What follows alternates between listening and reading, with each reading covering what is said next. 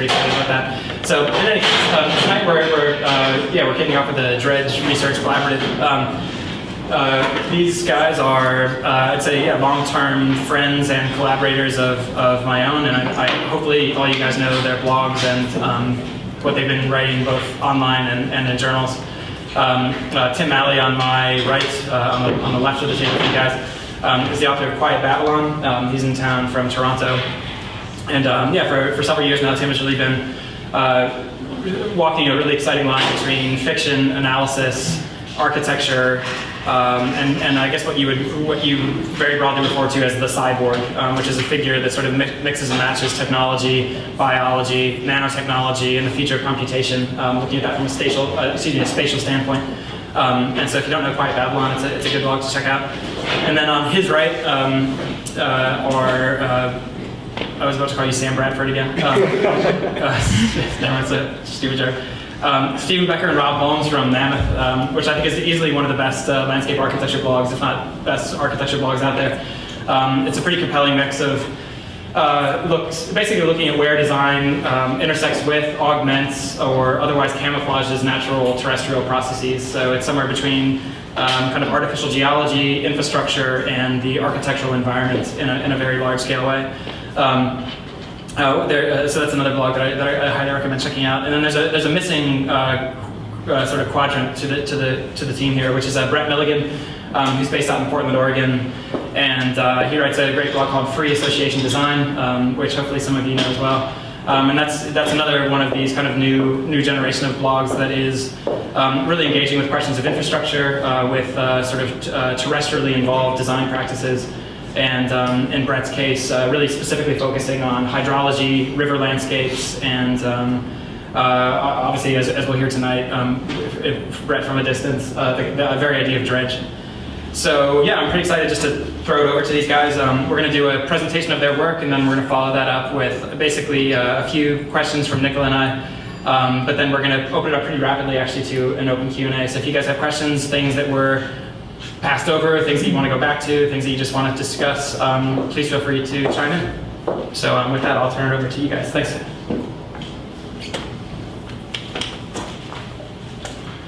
Given enough time, all land is fluid.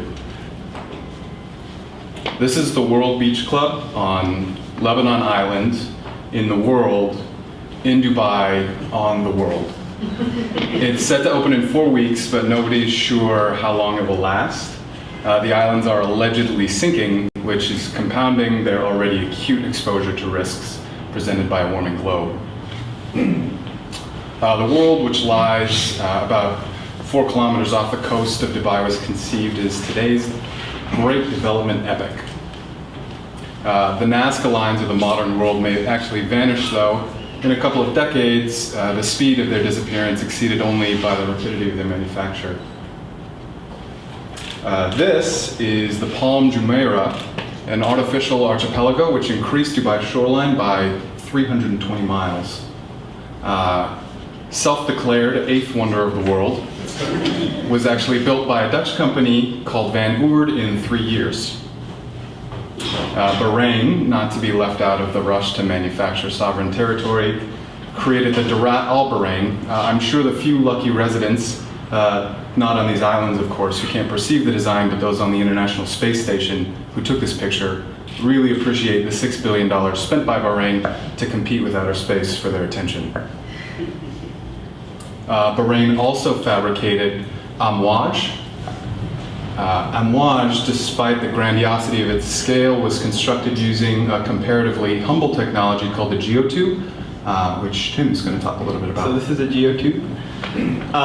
Geotubes are sort of contemporary successors to sandbags, or sort of sandbags 5.0. They're pretty astounding things. So, and we think that they're probably responsible for more 8th wonders of the world than any other contemporary technology. They're used in all kinds of landscaping operations. The big advantage of geotubes is that they're literally enormous sort of sausage casings that you can fill with any kind of material, mud, muck, water, whatever.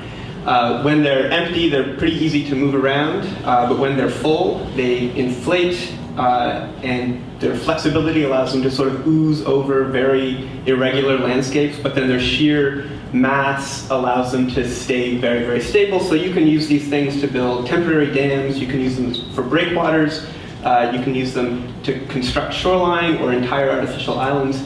And we're fascinated with them because there's also this sort of massive aesthetic to them. Like any contemporary high technology, they're subject to all kinds of intellectual property disputes. So this is from the Tenkata, which is one of a few companies that make geotextile tubes. They own the registered trademark for geotubes, so if you want to refer to them without the registered trademark, you have to put a hyphen in the name, which we found out. And so this picture in particular is from Tenkata's promotional CD-ROM extolling the virtues of the geotube. This is Wallops Island in Virginia, which is a spaceport. And so you can see the launch pads there in the distance, and the geotube is protecting its shoreline. This is my sort of, the aesthetics of the geotube are these huge slug-like objects that sort of weirdly dominate the landscape, but then they kind of, in all of their marketing, they pretend that it doesn't. So this is my favorite. So this is geotube breakwaters. Those black slug things are not enormous seals basking in the sun. Those are geotubes that apparently you can sunbathe on. And it's had, as you can see, absolutely no impact on the aesthetic value of this beachfront property.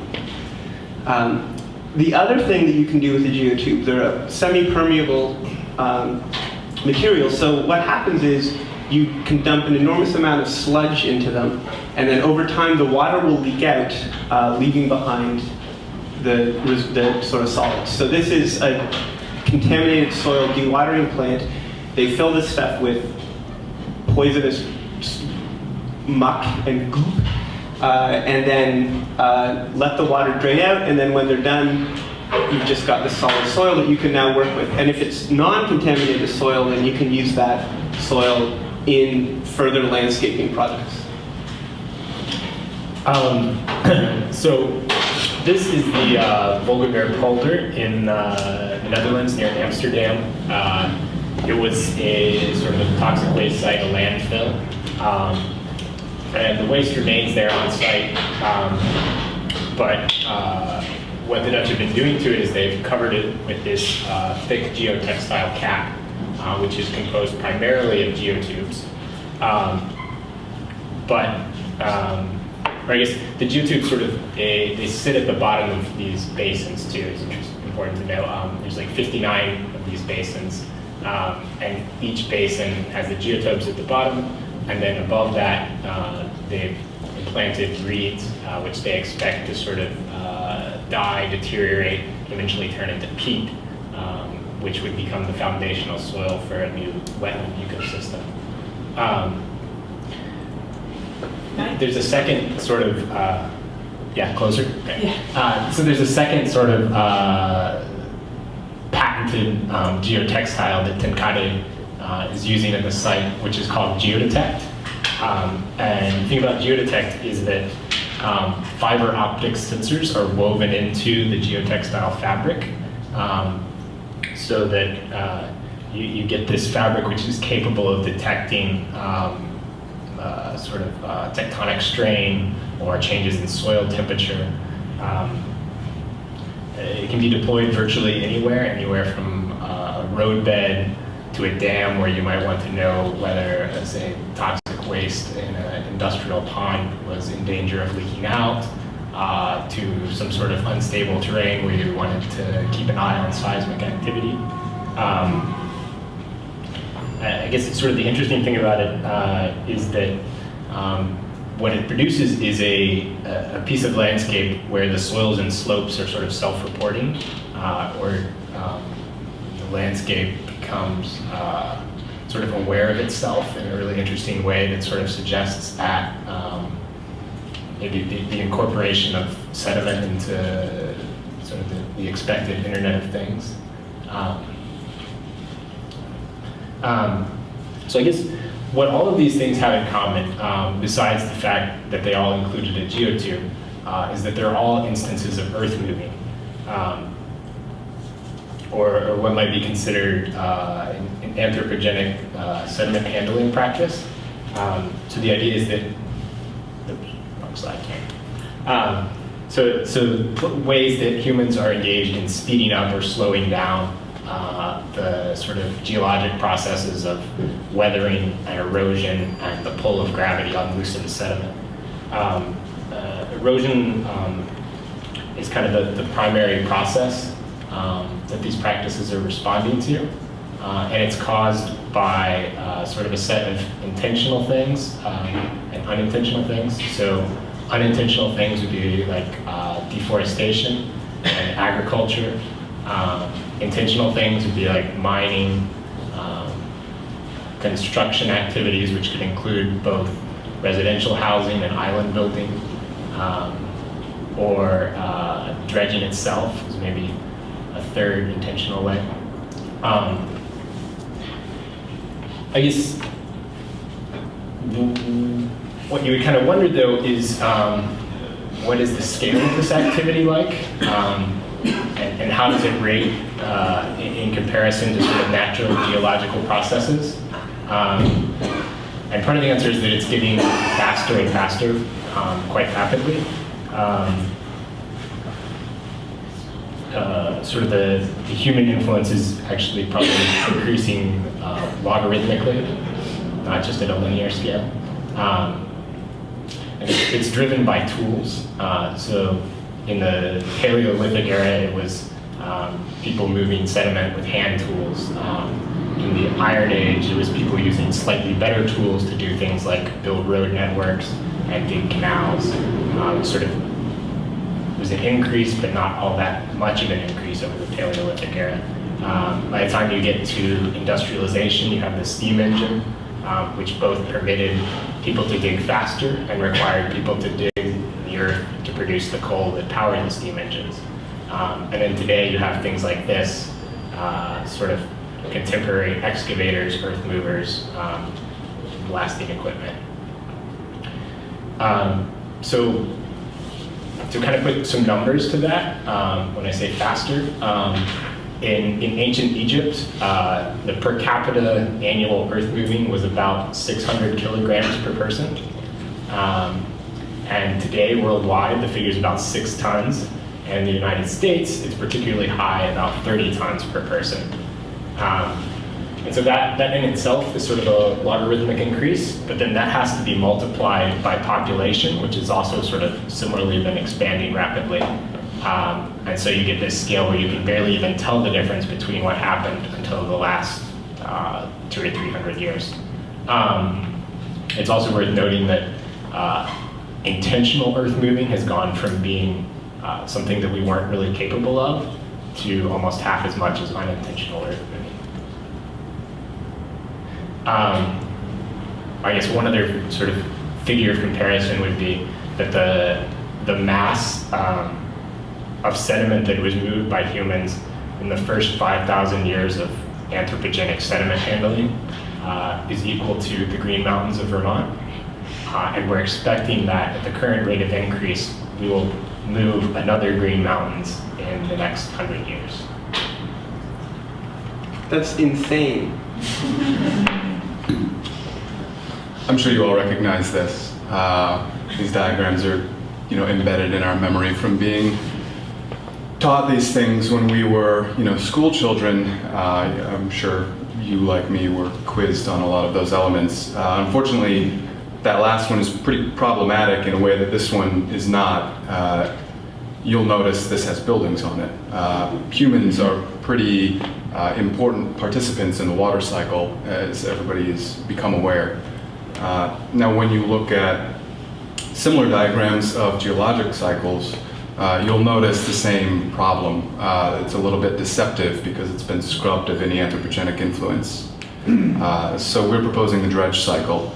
The dredge cycle is actually shockingly comparable to natural hydrological and geological cycles, but it acknowledges the influence and Sisyphean effects of human intervention in geological processes.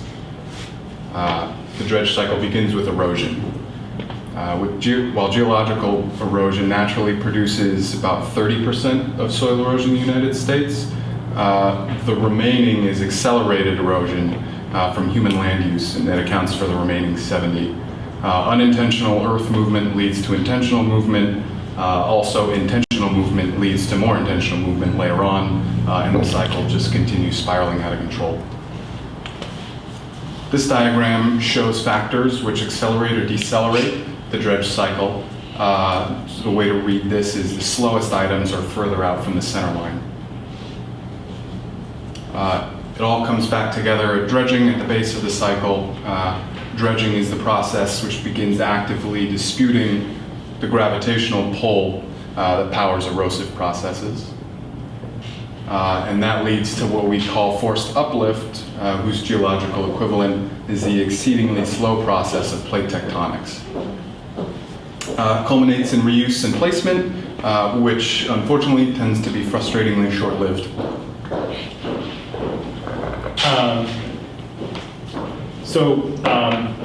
Well, New York City sort of lacks these kinds of otherworldly dredgescapes that are often associated with the dredge cycle.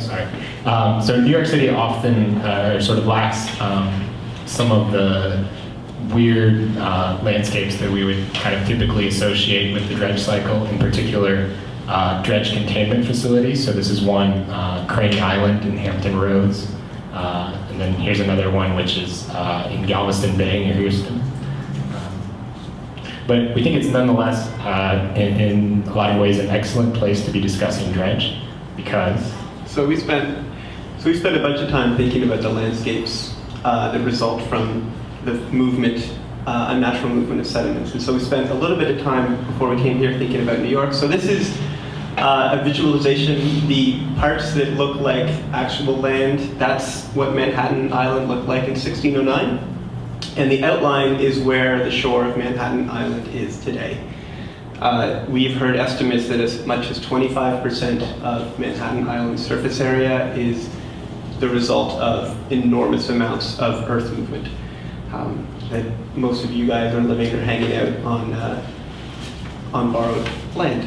So here we are, Studio X. As you can see, just to the south of us, there used to be a river, and over to the west, there used to be a little bit less shore, a little bit more water than there is now. You can see the progression, the gradual encroachment into the landscape into the water in this area. As real estate becomes more and more valuable, one way to relieve that pressure is to make more real estate.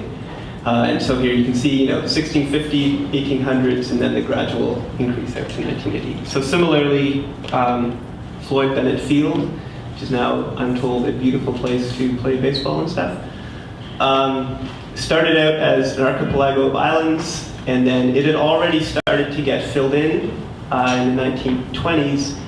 And in 1930, they decided to open up an airport there. So they pulled 16 million cubic yards of sand from Jamaica Bay, and they dumped it, and that results in the bottom corner there in the 1940s.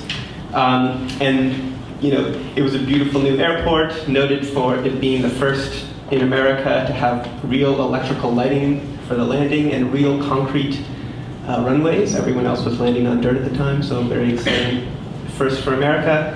And then that continued on until in 1980 you have this very flat, weird landscape. And what I kind of love about this is that despite how incredibly unnatural it is, they still took the time to kind of carve and make sure there was still a nice little spit and create these other sort of pseudo-natural contours to the landscape, all the while dumping enormous amounts of soil into it. Similarly, you may know about Marble Hill.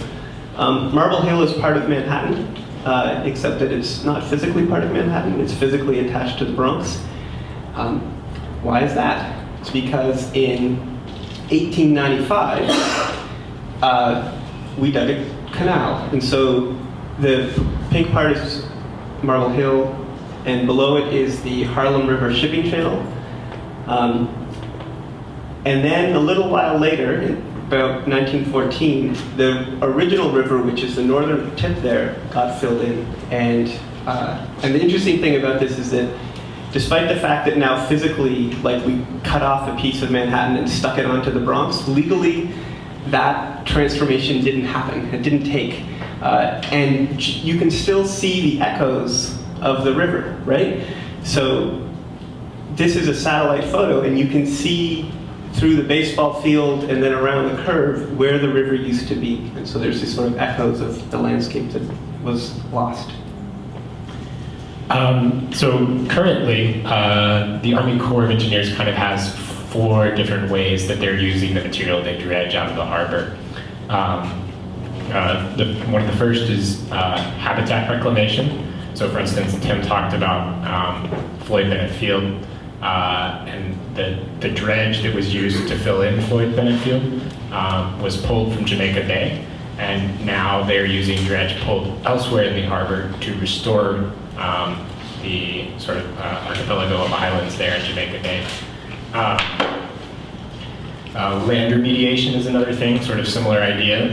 What they do is they take dredge and they take it to places where holes have been dug, basically, so quarries, mines. Sometimes they use it to cap sites, like a landfill or a toxic waste area. The third would be reuse, which is minor, but kind of a growing interest on the part of the Corps. And that's where they take dredge sediments and they sort of separate it and refine it to get construction products out of it, so cements and aggregates and manufactured soils. The biggest use by volume, by far though, is related to the mud dump site. And so historically there was this number of places in the New York Bight where just things were taken out into the ocean and thrown into the ocean. So acid waste, sewage sludge, and pertinently for us, dredged material at what they called the mud dump site, which is here just a little bit off of Sandy Hook. I guess it operated from about 1914 to 1997, sort of as a regulated site. There was some dumping there before that, but that was its regulated period of operation. And they dumped about 300 million cubic yards of soil there. To sort of give a quantitative comparison to that, the New Orleans district, which is the Army Corps district that dredges the most sediment in the nation, dredges about 1/5 of that annually. So it's a lot. It's not as much as the Mississippi is putting down, but it's certainly a lot of sediment. What that's created is this sort of underwater island you see here. But it's not a benign island. It's a toxic presence in the landscape. So it's actually negatively affecting sea life, sort of through the transmission of chemicals to the bottom of the food chain. They talk about worm burden, I think, that's what they talk about in the reports. How is the worm burden? Well, it's not good, apparently. So there was sort of an environmental upset over this in the mid-90s, I guess. And the Army Corps' solution was that we're going to dump more sediment on top. So we'll make sure it's clean sediment this time. But conveniently, it works to also dispose of a lot of the sediment in the harbor, which is what they wanted to do in the first place. They do that at the HARS, the Habitat Area Remediation Site, which is this geometric grid that covers the mud dump site. And this is the first 11,000 loads they dropped onto the HARS in the first decade of its existence, so through 2008. I love that the solution to problems caused by the dredge cycle is always more dredge cycle. So this is slightly related. Lolo, you've probably seen this. Imagine a lot of you are from Columbia. The Future History of New York City, Lolo proposal by Muchan Park, Luke Wilson, Leigh D'Ambra, and Scott Havner. What better way to make money as a developer than to build new land attached to the most valuable part of the city? Now, one thing that's demonstrated here, and the reason we're obviously talking about this, is the non-confinement of dredge. And what we mean by that is, dredge, the operation is always, or typically viewed as a linear process, linear industrial activity, scoop here, deposit there. But it's actually implicated in a vast array of activities, such as real estate in the case of Lolo, and in the case of non-hypothetical but actually built pieces of Manhattan. Dredge creates real estate, and a partial definition of real estate is something which is intrinsically valuable and unique. It's not a commodity like coffee beans or oil, which are products that compete mostly based on price. You know, Mobil will try and tell you they've got the best gasoline ever, but basically it's by price. Real estate's not like that. Its value is really tied to ways that it can be claimed that it's different or better than other real estate. And considering that a key value proposition of the design professions, however much sometimes we don't like to acknowledge it, is our ability to add value by differentiating a product, it would make sense for designers to learn tactics for contributing to the forced uplift side of the dredge cycle, one that is uniquely suited to value addition because of the fact that it is real estate, especially given the dramatic erosive results that our activities of our profession, other activities like making buildings contributes to. So we wanted to end by, so far we've mostly talked about the dredge cycle in terms of what happens to soil, right? We've talked about the agricultural impacts and the deforestation is a sort of ongoing process of soil getting dumped into rivers, into places where humans don't want them to be, and then humans taking them and putting them somewhere else in a process that destabilizes it, which makes it so the soil that goes into the river goes in faster, which means you have to dredge more often, and it's this like crazy ongoing process. But it's driven by, amongst other things, the separate but related process by which we're moving a huge amounts of non-muck around the world as well, right? So we have this massive logistics and cargo industry that drives the world economy. So we ship an enormous amount of stuff, and we ship more of it every year. Right now we're looking at 10% growth year on year of logistics. And logistics has this crazy relationship with the landscape and with economic borders and political borders and everything else that basically they treat all of any kind of barrier as being equivalent, right? So I spent some time looking at the way that logistics and borders interact, and sort of from the perspective of Apple, bad customs, like strict customs regulation is just as frustrating as a terrorist attack, is just as frustrating as a hurricane, is just as frustrating as a clogged shipping channel, right? They're all sort of equivalent things that slow down the constant flow of goods. So one way of dealing with that is by making it easier to move things around, and the big way that that happens is on container ships. So this is the evolution of container ships over the past 40 or so years. What you're seeing through here is the growth of the ships, and they grow bigger and bigger and bigger until they hit this limit, which is the Panamax limit. What's the Panamax limit? That's how big a ship can be before it can't get through the Panama Canal. Right? So the size of our shipping container ships is determined in part by this canal that was carved out decades and decades ago, except it's not. Here is Lesseps Island before and after we got rid of it to widen the Panama Canal. So we are now, ladies and gentlemen, in a post-Panamax era where we're making ships that are even bigger. And the result of that is that ports are scrambling to accommodate these now even bigger ships, which means that they're having to dig even deeper channels and make even bigger berths, and so they're having to dredge more and more and more and more. But this is a Sisyphean process. As we've mentioned, the more you dredge, the more you destabilize the landscape, the quicker it gets refilled, the more you need to dredge. And so this sort of out of control, insane process results in things like 30 tons of soil per capita per American citizen every year moved around. Just a last note to another good example of the way that logistics and globalization contribute to things like the Panamax. So another reason, in addition to the actual widening of the Panama Canal, that these ships have been able to get bigger is the fact that kind of two key things happened. One was it got really easy to move containers from ships onto railroads, and railroads started double stacking these containers, so it became a lot cheaper to move things cross-country.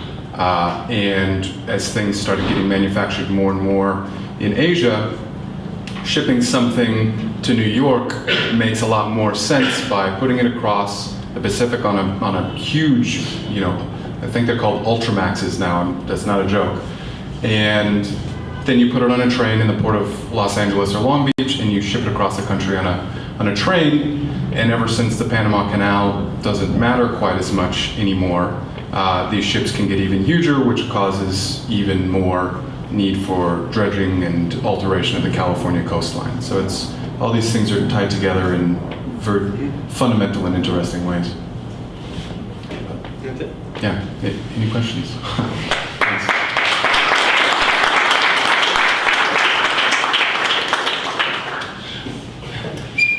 Cool, thanks guys.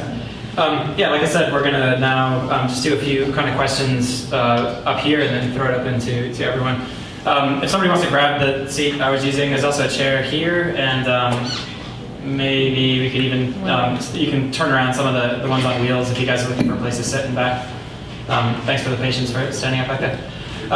Yeah, I guess just a couple things just anecdotally that I think are pretty interesting along these regards is that what we now think of as the San Francisco Bay, or at the very least the Bay Area, is actually 1/3 smaller than it was in its natural state. That's how much has been filled in, and it's already an unbelievably huge Bay Area, so it's pretty extraordinary to use that as an example as well. And then I think actually my favorite anecdote for dredging, or not even dredging, but for material coastal expansion in New York City is actually that part of the East, is it FDR or the East River Drive? I think it's the FDR Drive, is actually built on World War II ruins from London and Coventry and basically Southeast England that was bombed during World War II. And it was used as ballast in ships that were going back to the United States after dropping off vegetables and other kind of like war material. So actually when you're driving on the FDR, you're driving on British war ruins, which I think is just extraordinary. And then finally, just another anecdote is that one of the things that they're saying is that China is quite interested in building a canal basically through Thailand, which will short circuit the Straits of Malacca in order to basically neutralize the threat of at-sea piracy for container ships and other kinds of transport. And I don't know the figures, but that dwarfs the Panama Canal, so it'd be quite extraordinary to see if that is built. Yeah, so anyway, so my question actually is kind of going back to the beginning where you guys were showing Dubai and Bahrain and these artificial islands.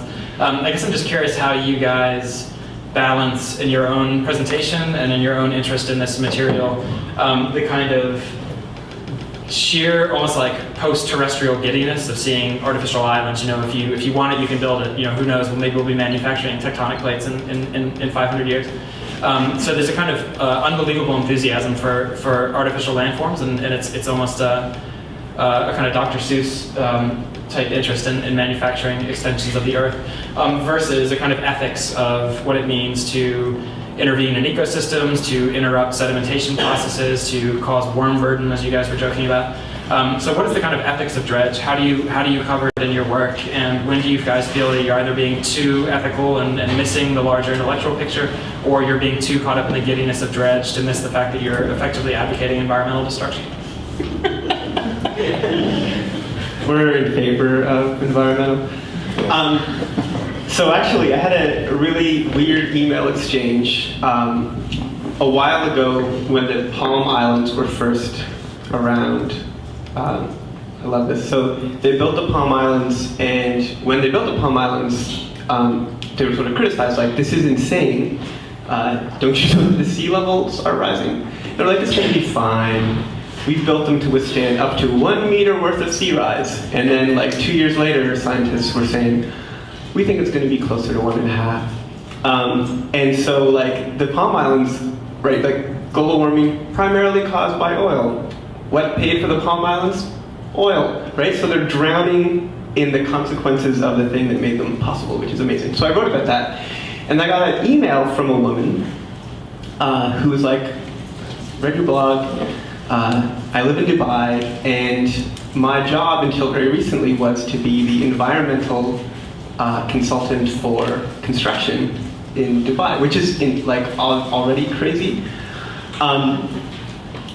And so she talked about the sort of her struggles because it was simultaneously this golden era for her, right? Because they had all this money, so she could just propose the greenest of buildings and like whatever on the roofs and whatever crazy new HVAC systems and whatever else.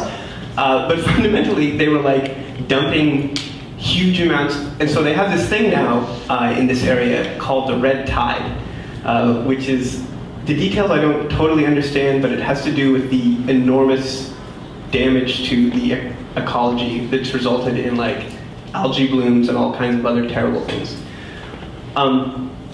So you can't untangle those two things. Even, you know, and this woman made her living suggesting this sort of environmental patches to some of the most unenvironmental practices being done in a place whose entire wealth was based on non-environmental industry. So I can't stop thinking about both of those things at the same time. And I guess my moral failing is that that also makes me giddy. So that sort of both sides of it make me giddy. Yeah. Clearly, I mean, look at that. It's so obviously a bad idea, right? So I don't see too much, you know, I have a very easy time agreeing with my conscience that that's a terrible idea. Where it gets more interesting and complicated is the parts that are sort of in the middle of, you know, all right, we're building this thing, and then the other level of the dredge work that you were talking about, which is talking about all the, you know, the worm issues in the mud dumping grounds. The way that I think those are balanced is, I like the slide that Rob talked about, which indicates this is accelerating at an insane pace, and you don't argue with logarithmic scales. I mean, we're not gonna really make a dent in that. So thinking about ways that, you know, recognize the reality of the situation, which is all this stuff is going to happen. So how can we make it happen in, you know, sort of, you know, friendliest way possible, but also kind of the most exciting way possible. And so you look at these and you see that, yeah, it's a bad idea, but, you know, is there a way to do something like this, or something at this scale in a better way? And maybe it's a result of dredging that already is going to happen because of, you know, somebody cutting through Thailand, for example, or excuse me, not Thailand, Taiwan. That's got to go somewhere. So maybe, you know, by looking at these things, we can learn about the really, you know, more positive ways that, again, acknowledge the reality of, you know, Earth moving as essential to human habitation of the planet, and you know, just try and do it as best as we can. Although I think I would kind of acknowledge a little bit of what you were saying, I think, Jeff, in that there is some seduction to these things, even though we can kind of, you can say I look at it and I see it as a bad idea, but there's also, I don't know, I think whether you want to say it just as simply as like people respond to tacky things, or that there's something, you know, there's something good about it that's not just tacky. But I think of like, I read the story once of this Turkish mayoral candidate who, I guess he thought Dubai was really great and that what they were doing on the coastline was really great. And so his mayoral campaign consisted entirely of photoshopping posters of his area of Turkey with the Palm Islands and the world kind of stuck on the side of it. And he went from like, he was not a political candidate of any kind until he did this. And, you know, he's getting like support to put him in the race. He didn't win, but I don't know, I think there is some kind of seduction to like the grandiose quality of it. Can I also just, the other thing that's worth acknowledging is that like, these are giddily unnatural landforms, right? But like, if the 25% of Manhattan's surface area is dredged, it's true. Like, for all that these are crazy, like that's crazier, right? It's just, it was slower, and we sort of tried to sort of mimic the shape of Manhattan Island, so it grew gradually, so it doesn't seem as unnatural.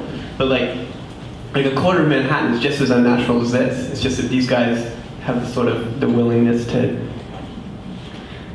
say hi to the space station.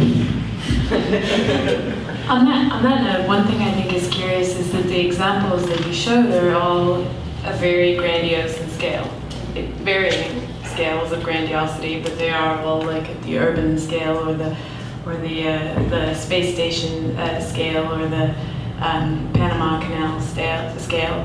And one thing I'm curious about is, are there any opportunities to work with these kinds of landscapes that are aware of themselves, for example, or geotubes at a much more kind of nimble scale? And along those lines, actually, and this has been implicit in what you're saying, is what's the longevity of a site like this, and can you design it so that it actually is part of, it has its own erosion through the dredge cycle built into it in clever ways?